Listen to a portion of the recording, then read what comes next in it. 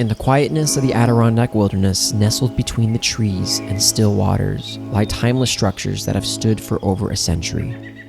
The lean-to. Generations of hikers have found shelter beneath their roofs, a place of refuge from the elements, and a quiet moment of rest amid the vastness of the high peaks. With 236 spanning the whole park, they are more than wood and nails. They are a part of the fabric of these mountains. But these lean-tos do not last forever. The wind and rain and the passing of time takes their toll, and without care they begin to fade, slipping into the past like the many footsteps that have passed through their doors. Here in the floodlands, history is all around. The water that flows through this wilderness was once redirected for industry, carving out a new landscape. Today is a piece of a natural beauty where history and wilderness meet. It's also where I've joined a group dedicated to keeping this legacy alive. Lean-to Rescue, an organization of volunteers, is committed to restoring and preserving these pieces of Adirondack heritage. Working in partnership with the New York State DEC, they have saved over 130 lean-tos. Their mission? To ensure that future generations can find the same refuge and connection to the wild that these shelters have provided for nearly a century. Today, we are at Livingston Point, restoring a lean-to that has seen its share of storms and seasons. This is more than just a structure. It's a link to the past and a promise for the future. And with every hammer strike, they are keeping that promise alive.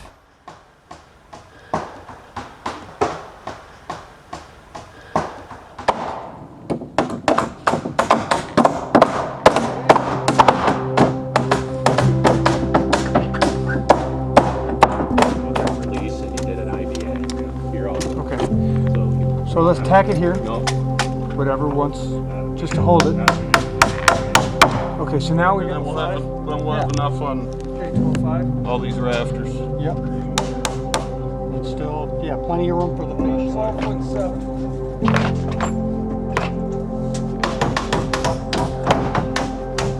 Not rejected it to the stair. Not rejected it.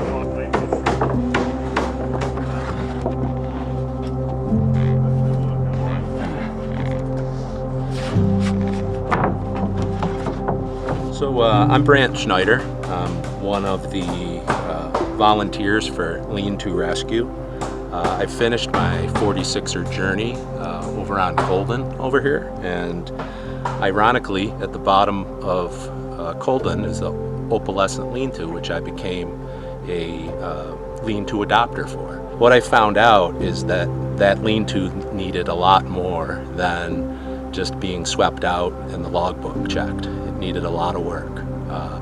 So that's when I reached out to Lean-to Rescue. You know, how can you folks help me rehabilitate that lean-to and bring it back to, you know, what it was 70, 80 years ago when it was originally constructed. So every single lean-to in this Floodlands Lake Colden corridor has been restored by Lean-to Rescue in cooperation with the DEC since 2018. This is the last one, Livingston Point. We've restored every single one. As a whole, Lean-to Rescue has been around since the early 90s.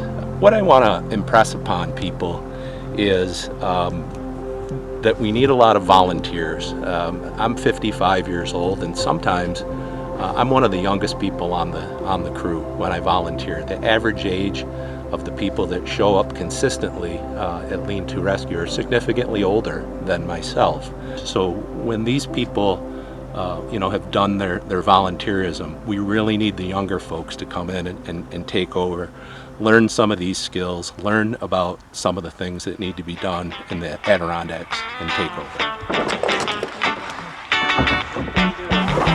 Let's get the right end up first.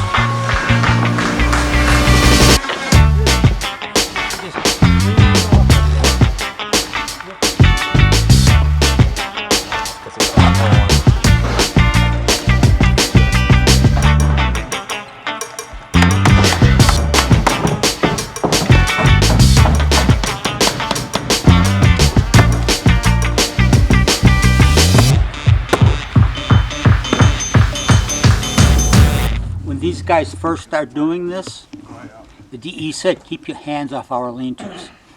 Then was a point in time, maybe about 06, they actually gave them an award for what they were doing.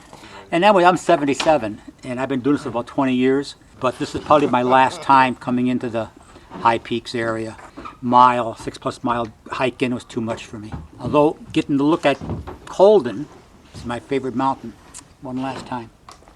And then these guys. But I'll be doing some more, but not a long hike in like this. A lot of this stuff was dropped at the riverbank down here, and then we brought it up to here and staged the material. But the chopper in the spring will bring all of this heavy stuff for us that you see. On a really hot day, in fact, I probably recommend it. All right. Bob Hunter. Dan Weeks. Kevin Cafaro. Eric Leskovec. David Alexander. Greg Gazda. Brad Sargent. It's an incredible privilege to join these men today.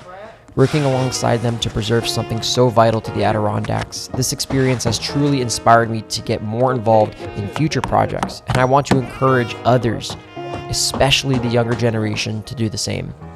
People like myself. This isn't just about preserving structures, but it's also about protecting the wilderness that we love. It's not boring work, it's exciting, filled with camaraderie and the deep satisfaction of knowing you're giving back. If you love something, you want to protect it. And right now, the Adirondacks need us more than ever.